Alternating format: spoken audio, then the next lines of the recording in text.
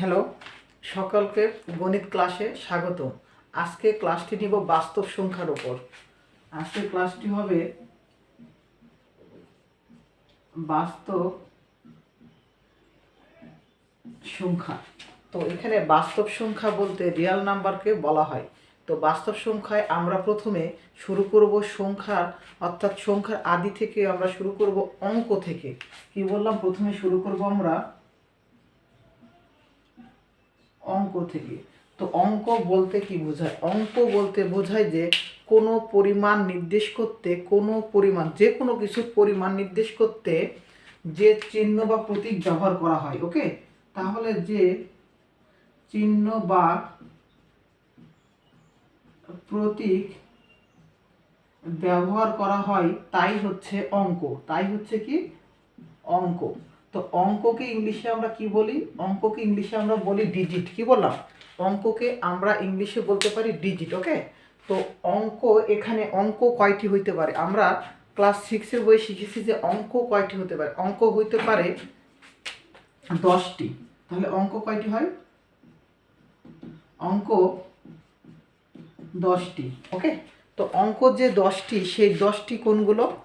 অঙ্ক 10টি আমাদের এখান থেকে 0, 1, 2, 3, 4, 5, 6, 7, 8 এবং 9। ওকে, তো এই যে 10টি হলো অঙ্ক।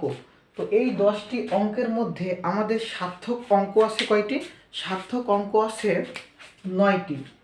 1 থেকে 9 পর্যন্ত এই যে 9টি, এখানে যে 9টি আছে এগুলোকে বলা হয় সার্থক অঙ্ক। কি বলা হয় বললাম? এগুলোকে বলা হয় সার্থক অঙ্ক। আর এই যে 0 আছে না, এটাকে আমরা বলতে পারি অবজ্ঞা। কি বলতে পারি? অবজ্ঞা ব্যাপক অঙ্ক।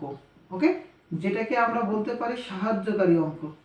সাহায্যকারী অঙ্ক। ওকে, অবজ্ঞা জ্ঞাপক, অবজ্ঞা জ্ঞাপক অঙ্ক, অবজ্ঞা জ্ঞাপক। ওকে, অবজ্ঞা জ্ঞাপক বা সাহায্যকারী অঙ্ক, এই হলো আমাদের অঙ্ক। তাহলে এখান থেকে আমরা কি মনে রাখবো? যে অঙ্ক কি? কোনো কিছুর পরিমাণ নির্দেশ করতে যে চিহ্ন বা প্রতীক ব্যবহার করি। কোনো কিছুর পরিমাণ নির্দেশ করতে যে চিহ্ন বা প্রতীক ব্যবহার করি সেটাই হচ্ছে অঙ্ক। তাহলে অঙ্ক কয়টি? 10টি। অঙ্ক কয়টি? 10টি। ওকে, 0 থেকে 9 পর্যন্ত, 0 থেকে 9 পর্যন্ত। তাহলে এখানে যে 10টি অঙ্ক আছে তার মধ্যে 9টি আছে কি? সার্থক অঙ্ক। 9টি কি আছে? সার্থক অঙ্ক। এবং 0কে বলা হয় সাহায্যকারী অঙ্ক বা অবজ্ঞা জ্ঞাপক অঙ্ক। ওকে, তারপরে আমরা এখান থেকে অঙ্কের পরে আসবো সংখ্যাতে। অঙ্কের পরে আসবো কিসে? সংখ্যা। সংখ্যা বলতে কি বোঝায়? তো এই যে সংখ্যা বলতে বোঝানো হয় যে কয়েকটি অঙ্ক নিয়ে গঠিত। কি বললাম? কয়েকটি অঙ্ক নিয়ে গঠিত। এখানে কয়েকটি বলতে পারে অবশ্যই 2 বা ততোধিক। 2 বা ততোধিক, 2 বা ততোধিক অঙ্ক নিয়ে গঠিত হতে পারে। ওকে, 2 বা ততোধিক অঙ্ক নিয়ে গঠিত হয় সংখ্যা। তাহলে এখান থেকে আমাদের জানতে হবে যে সংখ্যা কোনগুলো হতে পারে। যেমন আমি 1 আর 0, এই যে 1 আর 0, এখান থেকে দেখেন তো 1 একটা অঙ্ক, 0 একটা অঙ্ক। 1 আর 0 এই দুইটা অঙ্ক নিয়ে আমি গঠিত করেছি কত? 10। ওকে, এরপরে আমি আরও এখান থেকে নিলাম 5, নিলাম 5, নিলাম 6, নিলাম 7। এই যে 3টি অঙ্ক এখান থেকে নিয়েছি। ওকে, 3টি অঙ্ক থেকে 567 সংখ্যাটি গঠিত হলো। 3টি অঙ্ক 5, 6 এবং 7, অর্থাৎ অঙ্ক নিয়ে গঠিত হয় সংখ্যা। অঙ্ক নিয়ে কি গঠিত হয়? সংখ্যা। ওকে, তাহলে আমরা এখান থেকে যদি বলতে পারি যে প্রত্যেকটি অঙ্ক সংখ্যা হতে পারে। কি বললাম? প্রত্যেকটি অঙ্ক সংখ্যা হতে পারে, কিন্তু কখনো সংখ্যা অঙ্ক হয় না। ওকে, বললাম আমি যে 201 এইটা একটা সংখ্যা, এটা কি কখনো অঙ্ক হবে? কখনোই অঙ্ক হতে পারে না। কিন্তু এই যে আমি বললাম 1, এটা একটি অঙ্ক, এটি সংখ্যা হতে পারে। ওকে, আরেকটি বললাম আমি 2, এটি একটা অঙ্ক, এটি কি হতে পারে? সংখ্যা হতে পারে। অর্থাৎ অঙ্কটি সংখ্যা হতে পারে, কিন্তু সংখ্যাটি কখনো অঙ্ক হতে পারে না। ক্লিয়ার? এরপরে আমরা এখান থেকে অঙ্ক এবং সংখ্যা এই দুইটা জিনিস ক্লিয়ার। এরপরে আমরা শিখবো এখান থেকে যে পূর্ণ সংখ্যা। এরপরে কি শিখবো? পূর্ণ সংখ্যা।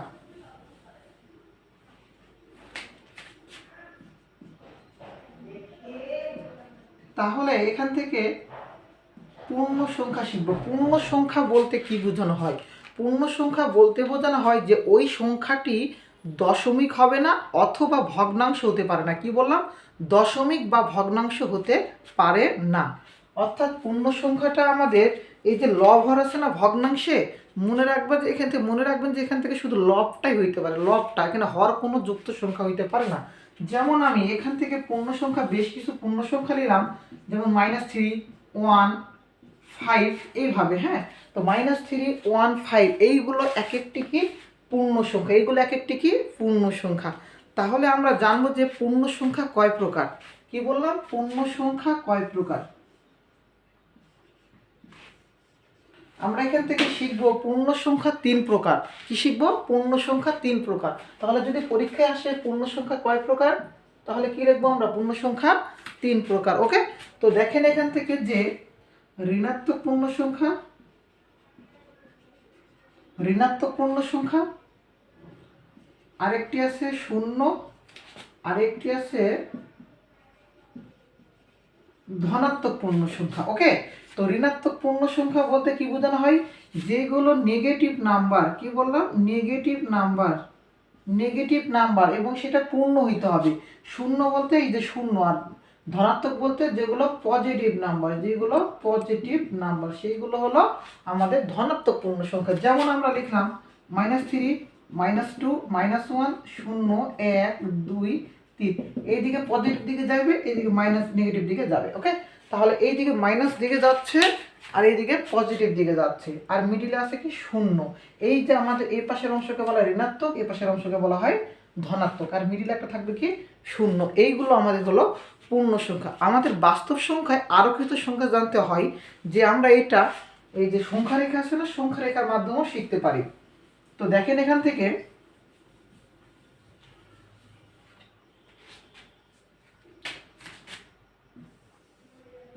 এই যে এটা শূন্য দিলাম, এইদিকে যেগুলো যাবে সেগুলো হচ্ছে মাইনাস, আর এইদিকে যেগুলো যাবে সেগুলো হচ্ছে প্লাস। ওকে, সেগুলো কি বললাম? প্লাস। ওকে, এরপরে এইদিকে এটা চলমান, এইদিকে এটা চলমান, এইদিকে এটা যাবে পজিটিভ ইনফিনিটি পর্যন্ত, এইদিকে যাবে এটা মাইনাস নেগেটিভ ইনফিনিটি পর্যন্ত। ওকে, নেগেটিভ ইনফিনিটি পর্যন্ত। এখন এখান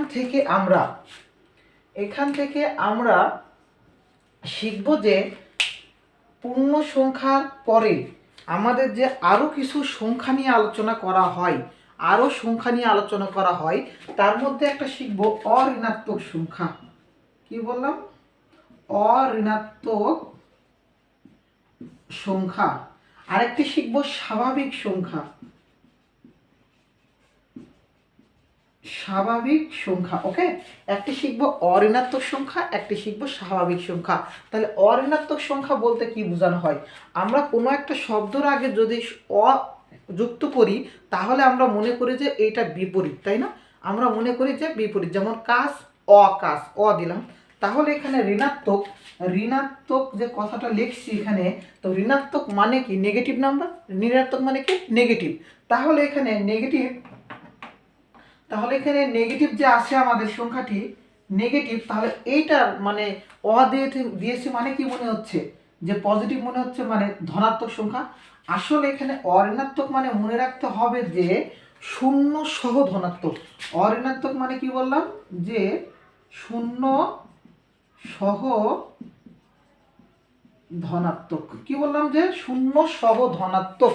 ওকে, আর এখানে স্বাভাবিক সংখ্যা দেওয়া আছে। স্বাভাবিক সংখ্যা মানে মনে রাখবেন যে শূন্য সহজে এখানে শিখলাম না, এখানে শূন্য বাদে হবে। ওকে, শূন্য বাদে ধনাত্মক। স্বাভাবিক সংখ্যা কি হবে? শূন্য বাদে ধনাত্মক। তাহলে দেখেন তো এখানে সংখ্যা রেখা থেকে এই যে শূন্য সহ যেগুলো ধনাত্মক সংখ্যা হবে সেগুলোকে আমরা কি বলবো? সেগুলোকে আমরা বলবো অঋণাত্মক।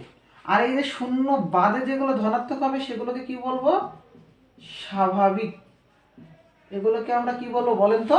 স্বাভাবিক সংখ্যা।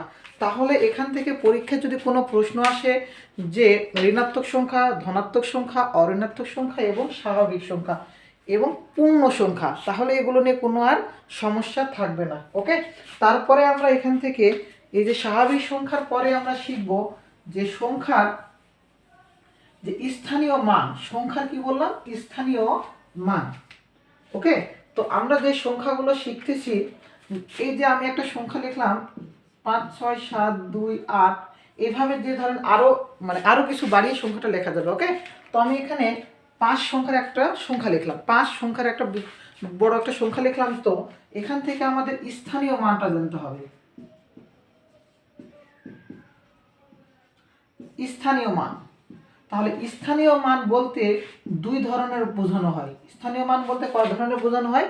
দুই ধরনের। ওকে, একটা হচ্ছে দেশীয়,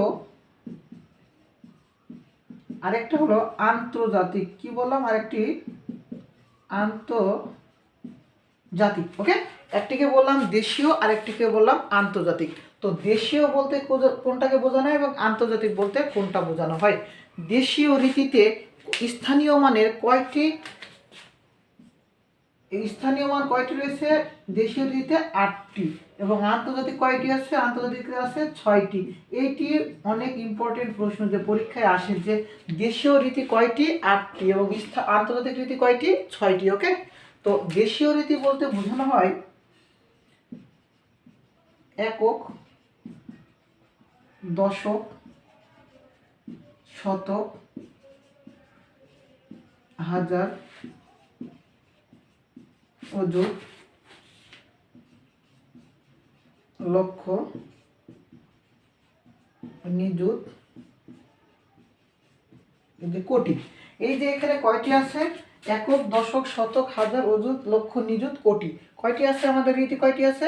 8টি। এটাকে বলা হয় দেশীয়। এটা আমাদের টাকা পয়সা গণনার হিসাব। ওকে, এটাকে এই জন্য আমরা বলি দেশীয়। তো আন্তর্জাতিক বলতে কয়টা বোঝানো হয়? আন্তর্জাতিক বলতে একক, দশক, শতক, হাজার, এই 4টা সেম। কি বললাম? একক, দশক, শতক, হাজার, এই 4টা সেম। তো আমাদের এখানে অযুত আর লক্ষ আছে না? অযুত আর লক্ষ এই জায়গায় হবে মিলিয়ন। কি বললাম? এখানে হবে কি? মিলিয়ন। এবং কোটি আর নিযুত আছে, এখানে হবে বিলিয়ন। এই যে আমাদের 6টা। আন্তর্জাতিক কয়টা হলো তাহলে? আন্তর্জাতিক হলো, এইটা হচ্ছে দেশীয়, আর এইটা হলো আন্তর্জাতিক। এটাকে আন্তর্জাতিক। তাহলে আন্তর্জাতিক রীতি কয়টি? 6টি, এবং দেশীয় রীতি কয়টি? 8টি। ওকে, তাহলে এখান থেকে পরীক্ষায় প্রশ্ন আসলো 1 মিলিয়ন সমান কত লক্ষ? কি বললাম? 1 মিলিয়ন সমান কত লক্ষ? দেখেন তো, এখানে আমি লক্ষ জায়গায় আমি 1 লিখলাম, এখানে অযুতের জায়গায় 0 লিখলাম। তাহলে 1 মিলিয়নে কয় লক্ষ হইল? বলেন তো, পরীক্ষা আসলো কি বলবেন তখন? 1 মিলিয়ন, 1 মিলিয়ন সমান 10 লক্ষ। ওকে, এরপর আরেকটি প্রশ্ন আসলো যে 1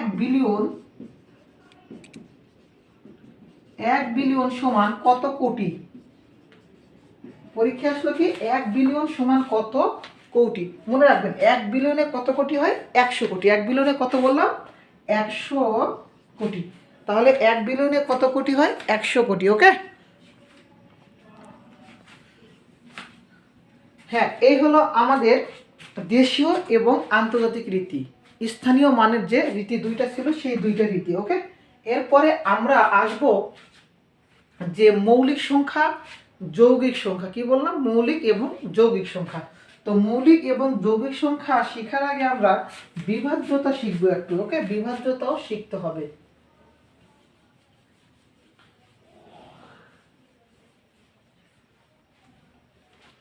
আমরা যে বড় বড় সংখ্যাগুলো ভাঙি, সেগুলো অবশ্যই, যেগুলো মৌলিক সংখ্যা সেগুলোকে কি ভাঙা যায়? সেগুলোকে ভাঙা যায় না। ওকে, যেগুলো যৌগিক সংখ্যা সেগুলোকে ভাঙা যায়। যৌগিক সংখ্যার অপর নাম মনে রাখবেন কৃত্রিম সংখ্যা। কি বললাম? কৃত্রিম সংখ্যা। ওকে, তো এখন এখান থেকে দেখেন যে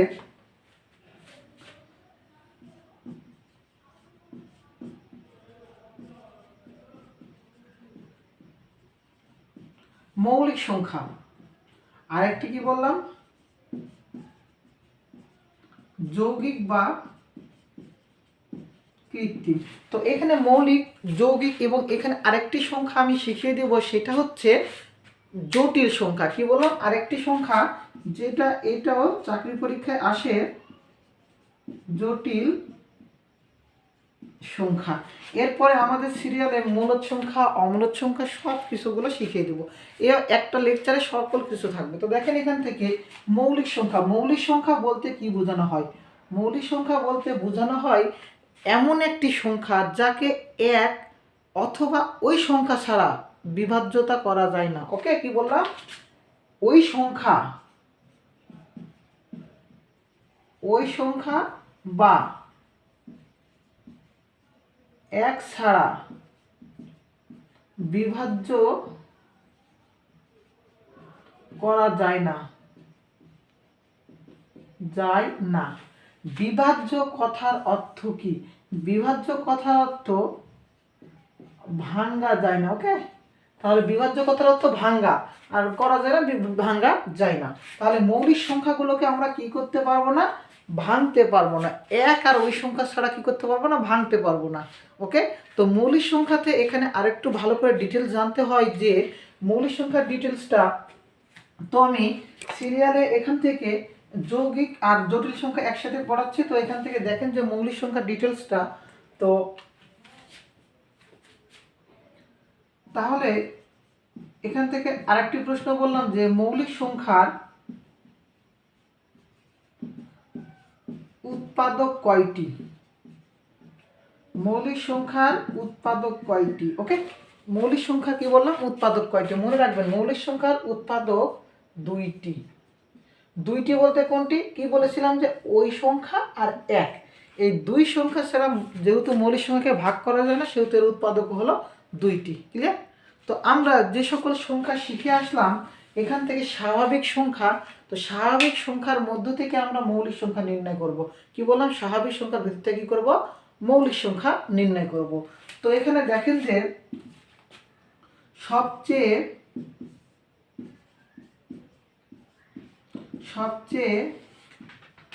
ছোট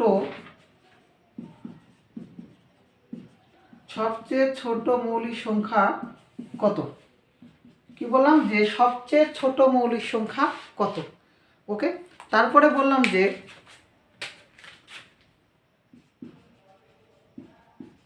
সবচেয়ে ছোট জোড় মৌলিক সংখ্যা কত? কি বললাম? সবচেয়ে ছোট জোড় মৌলিক সংখ্যা কত? তারপরে বললাম সবচেয়ে ছোট বিজোড় মৌলিক সংখ্যা কত? তারপরে বললাম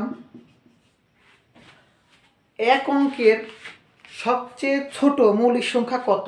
কি বললাম? যে এক অঙ্কের এই যে 1 নাম্বার প্রশ্নটা, এটা হলো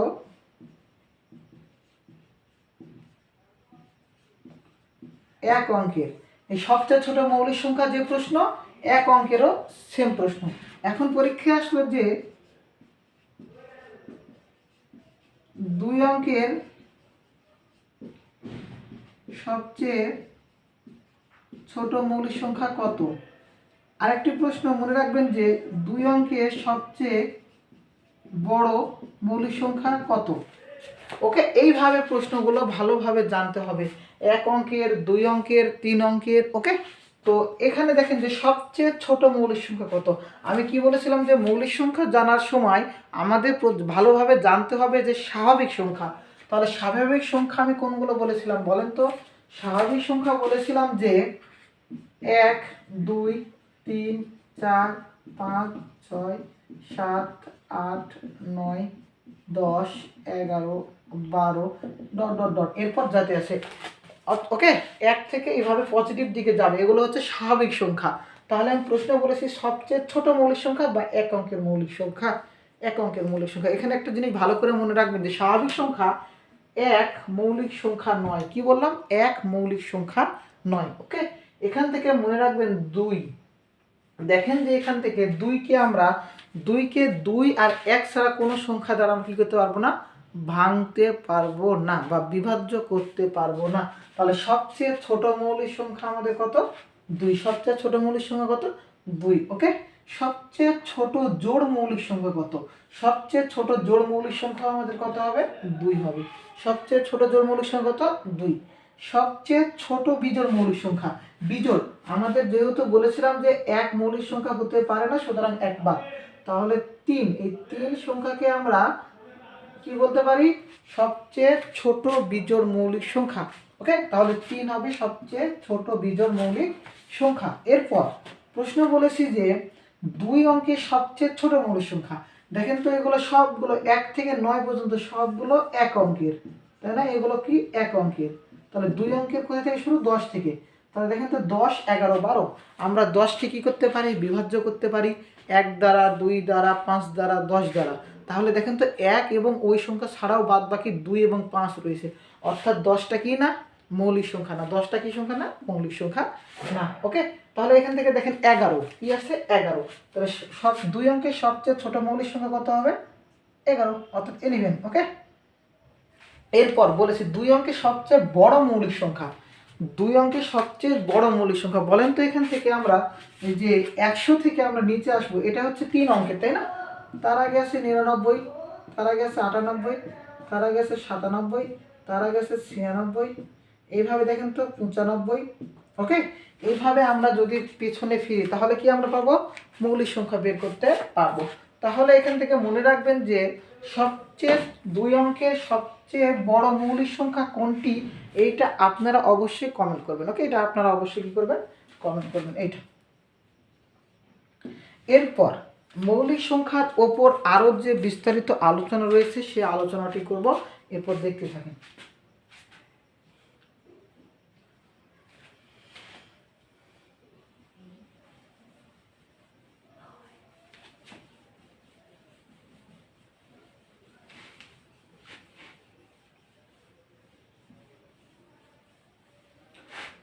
তো 1 থেকে 100 পর্যন্ত আমরা যে সংখ্যাগুলো লিখি, কি বললাম? 1 থেকে 100 পর্যন্ত সংখ্যাগুলো লিখি, সেগুলোর একটা ট্রিক্স আছে। 100 থেকে 200 পর্যন্ত মনে রাখার ট্রিক্স আছে। তো আমি 1 থেকে 100 পর্যন্ত মনে রাখার ট্রিক্সটা দিচ্ছি। দেখেন তো এখান থেকে একটা মোবাইল নাম্বারের মতন করে হলেও মনে রাখতে পারবেন যে 44 22 322 321। কি বললাম? 44422 322 321, অর্থাৎ 44 22 322 321। কি বললাম? 44 22 322 321। এভাবে মনে রাখবেন, তাও মনে রাখবে। কি বললাম? 44 22 322 321। ওকে, তাহলে আমরা এই যে 1 থেকে 10 পর্যন্ত, 11 থেকে 20 পর্যন্ত, 21 থেকে 30 পর্যন্ত, 31 থেকে 40, 41 থেকে 50, 51 থেকে 60, 61 থেকে 70, 71 থেকে 80, দেখেন 80, 81 থেকে 90 90। ওকে, 91 থেকে 100। 1 থেকে 100 পর্যন্ত আমি মৌলিক সংখ্যা মনে রাখার একটা মোবাইল নাম্বারের মতো নাম্বার দিলাম। এটাকে ভালো করে মনে রাখবেন যে 44 22, প্রথমে 44, 44-এর অর্ধেক 22, তারপরে মনে রাখবেন 322 321। কী বললাম? 322 321। তাহলে এখানে 44 22 আছে। তাহলে 1 থেকে, এই যে এগুলো প্রত্যেকটা এক এক করে ঘরের মধ্যে থাকবে। ওকে, তাহলে 1 থেকে 10-এর মধ্যে কয়টি আছে? 4টি। তারপরে 11 থেকে 20-এর মধ্যে কয়টি আছে? 4টি। 21 থেকে 30-এর মধ্যে কয়টি আছে? 2টি। এরপর আবার কয়টি হবে? 2টি। তারপরে 41 থেকে 50-এর মধ্যে কয়টি আছে? 3টি। ওকে, এইভাবে সবগুলো মনে থাকবে। এখানে 2, এখানে 2, এখানে 3, এখানে 2, এখানে 1। দেখেন মিলেছে? এইভাবে মনে রাখবেন। তাহলে 91 থেকে 100-এর মধ্যে মৌলিক সংখ্যা কয়টি আছে? 1টি। তো এই যে একটু আগে প্রশ্ন দিলাম 2 অঙ্কের সবচেয়ে বড় মৌলিক সংখ্যা 91 থেকে 100-এর মধ্যে আপনি পেয়ে যাবেন। ওকে, তো আমি লিখছিলাম ওর মধ্যে মৌলিক সংখ্যাটা পেয়ে যাবেন। তো এই হলো আমাদের মনে রাখার নিয়ম, 44 22 322 321। ওকে, তো আমরা এখান থেকে মৌলিক সংখ্যার এই যে নিয়মটা শিখলাম, এরপর আমরা কিভাবে ভাঙবো, ভাঙানোর নিয়ম। তো একটা জিনিস আমার এখান থেকে মিসিং হয়েছে, সেই জিনিসটা দেখেন এখান থেকে শিখিয়ে দিই যে 1 থেকে 100-এর মধ্যে কয়টি শূন্য রয়েছে?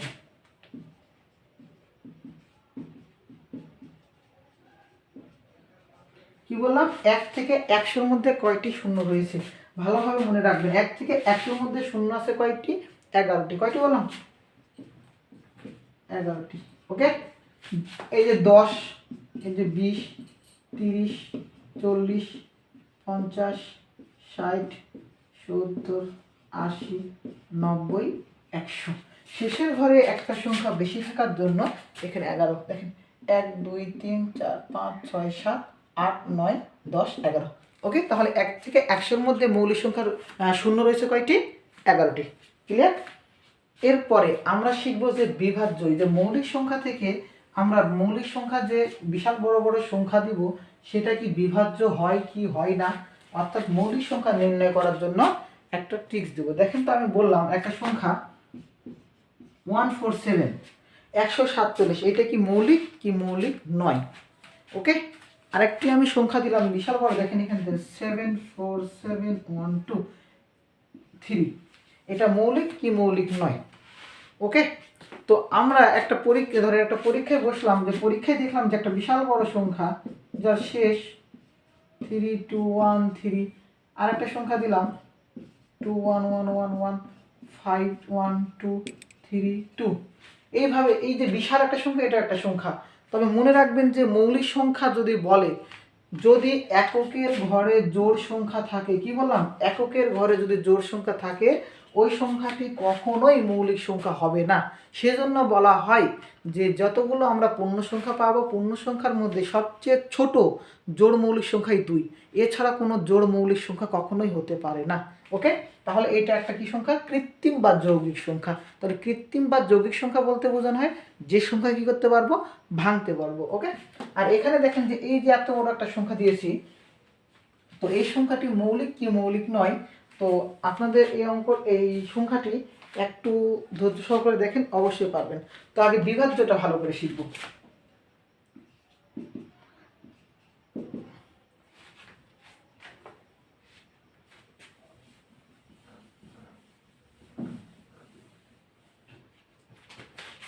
আমরা কি শিখব? বিভাজ্যতা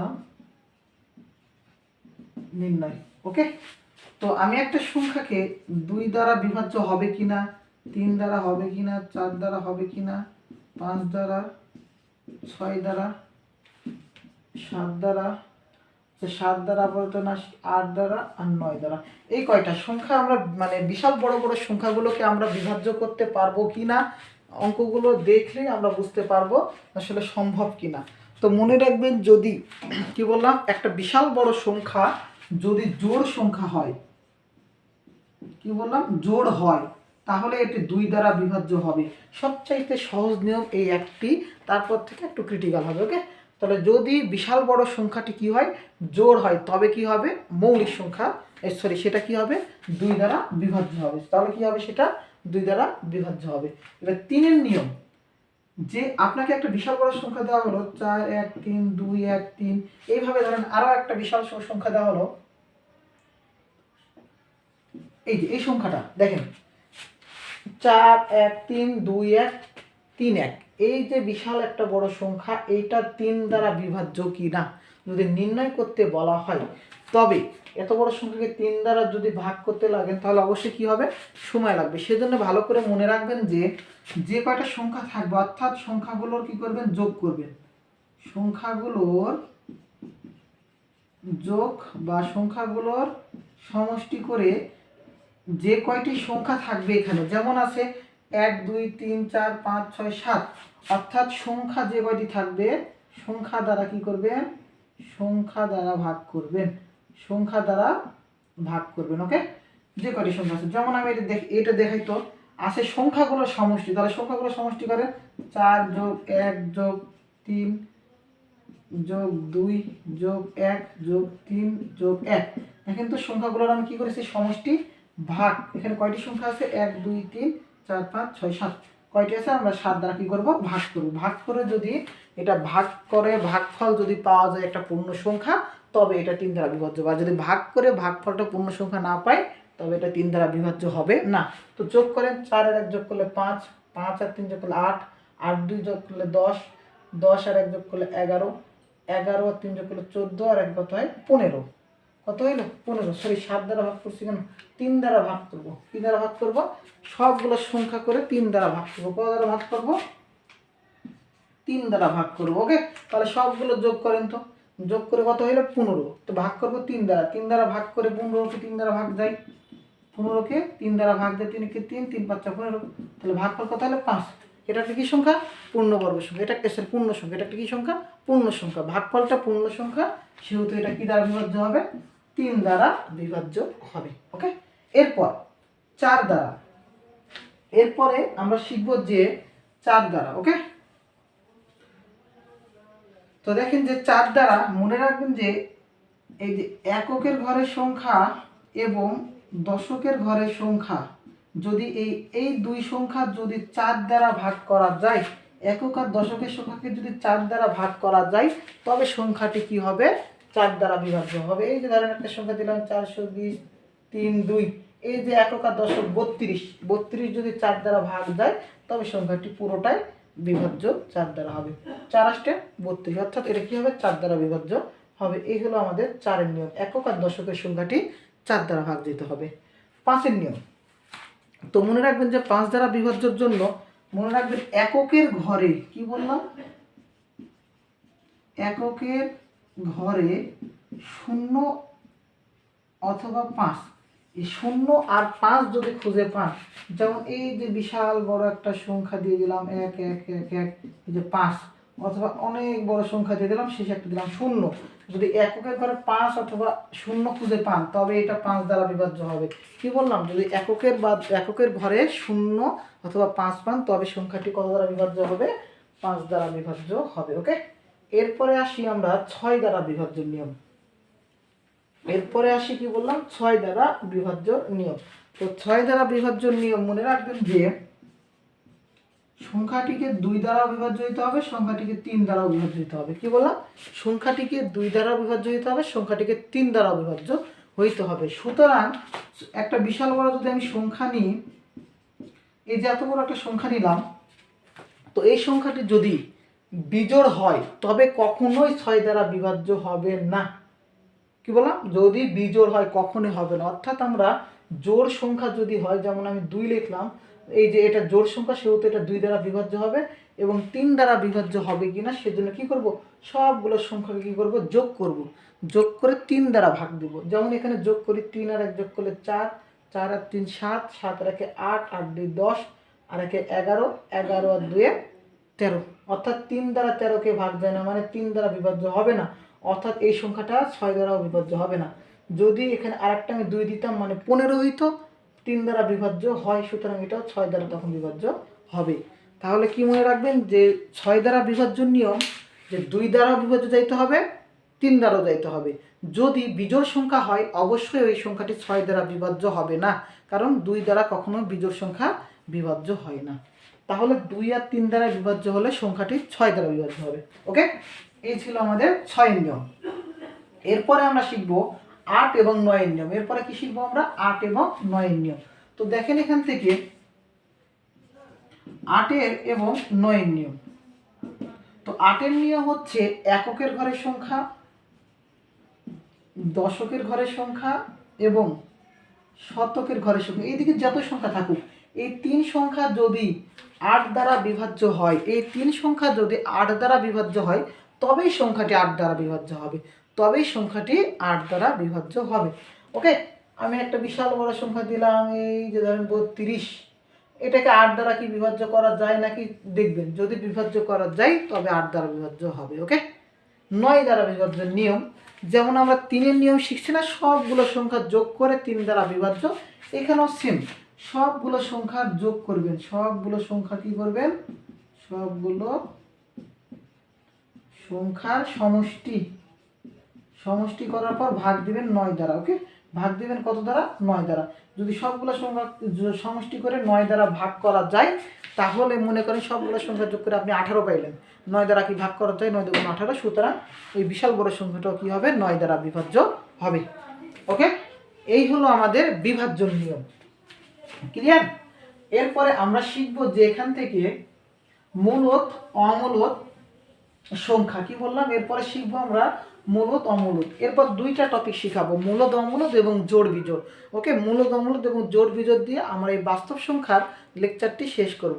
আর এগুলো থেকে আপনারা অবশ্যই দেখবেন যে প্রশ্ন অবশ্যই পরীক্ষায় কমন পাবেন। ওকে, এই প্রশ্ন দেখেন, এখানে থেকে আমরা শিখাবো মূলদ, আরেকটি শিখাবো অমূলদ। ওকে, তো মূলদ এবং অমূলদ ভালো করে একটা খালি এখান থেকে বেসিকটা ভালো করে ক্লিয়ার করবেন, মূলদ অমূলদ থেকে সকল প্রশ্নের উত্তর পাবেন। তো দেখেন, তো আগে বৈশিষ্ট্যের মতো করে দিই। মনে রাখবেন যে এটাকে পিউ ভাগ কি আকারে লেখা যায়, আর এটাকে পিউ ভাগ কিউ আকারে লেখা যায় না, লেখা যায় না।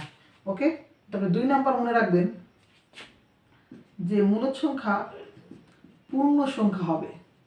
কি বললাম, এইটা 2 নাম্বার, এটা পূর্ণ সংখ্যা হবে না। ওকে, কি বললাম, পূর্ণ সংখ্যা হবে না, মানে মানটা আরও কিছু মান থাকবে। মানে মনে রাখবেন যে মূলদ মূলদ বললে জানা মান, আর অমূলদ বললে অজানা মান, অর্থাৎ ইনফিনিটি মান, আর এটার মান জানা মান। ওকে, এটার মান মানে মূলদ বলতে একটা জিনিস ভালো করে মনে রাখবেন যে মানটির মান জানেন, আর অমূলদ বলতে মনে রাখবেন যে ওইটির মান আপনারা কি জানেন না। ওকে, তাহলে এখান থেকে পূর্ণ সংখ্যা মনে রাখবেন। 3 নাম্বার মনে রাখবেন যে পূর্ণবর্গ হবে, পূর্ণবর্গ হবে, এবং পূর্ণবর্গ হওয়ার পর সংখ্যাটি পূর্ণ সংখ্যা হবে। কি বললাম, পূর্ণবর্গ হবে এবং সংখ্যাটি কি হবে, পূর্ণ সংখ্যা হবে। আমি যদি 25-এর উপর রুট ওভার দিই তাহলে 5 পাবো, তাহলে এটা কি পূর্ণ সংখ্যা, তাহলে এটা কি সংখ্যা হবে, মূলদ সংখ্যা। কিন্তু আমি 11-এর উপর দিলাম অথবা 3-এর উপর দিলাম, মনে করেন 3-এর উপর রুট দিলাম, 3-এর উপর রুট দিলে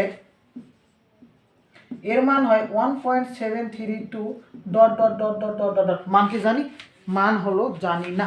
তাহলে ওইটা কি সংখ্যা হবে, √3 একটি অমূলদ সংখ্যা। কিন্তু আমি এখানে রুট ওভার 25 দিলাম, দেখেন রুট ওভার 25 দিলে মান পাই 5, এটা একটা কি সংখ্যা, পূর্ণ সংখ্যা, অর্থাৎ মানটা আমরা কি জানি। তাহলে এটা কি হবে, মূলদ সংখ্যা, আর ওইটা কি হবে, অমূলদ সংখ্যা। ওকে, তবে মানের কিছু ডট ডট ডট ডট হইলেও মূলদ হয় আর ওইটা অমূলদ হয়, সেটারও দেখেন। যদি পুনঃপুনিক হয়, পুনঃপুনিক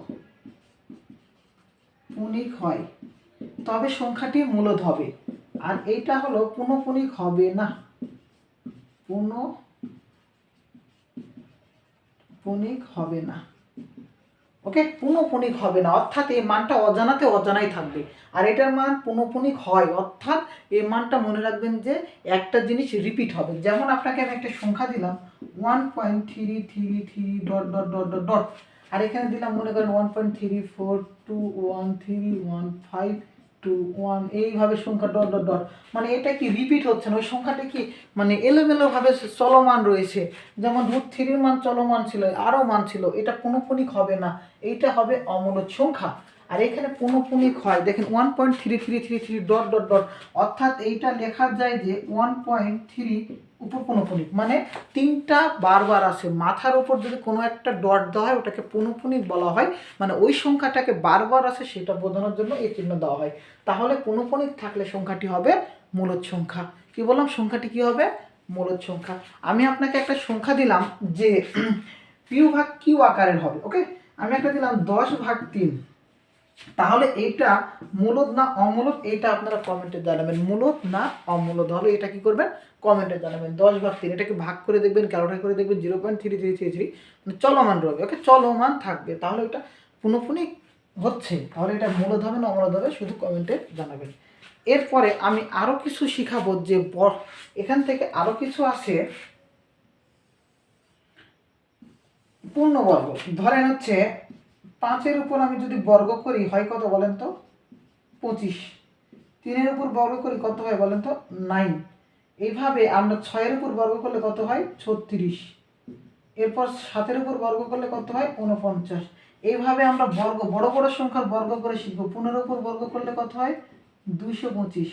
25-এর উপর বর্গ করলে কত হয়, 625। হ্যাঁ, এইভাবে আমরা যদি বর্গ করি তাহলে আমরা বর্গর এই যে অঙ্কগুলো পারবো। তারপরে 14-এর উপর বর্গ করলে 196, 24-এর উপর বর্গ করলে 576।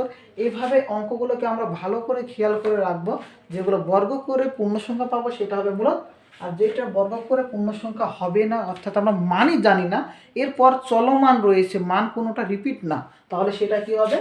অমূলদ সংখ্যা। ওকে, তো আর একটা টপিক এখান থেকে দেখাবো যে জোড় এবং বিজোড়। কি বললাম? জোড় এবং বিজোড়। এই জোড় এবং বিজোড় থেকে প্রশ্ন পরীক্ষায় আসে, সেই জন্য টপিকটাকে সবার শেষে নেওয়া হয়েছে।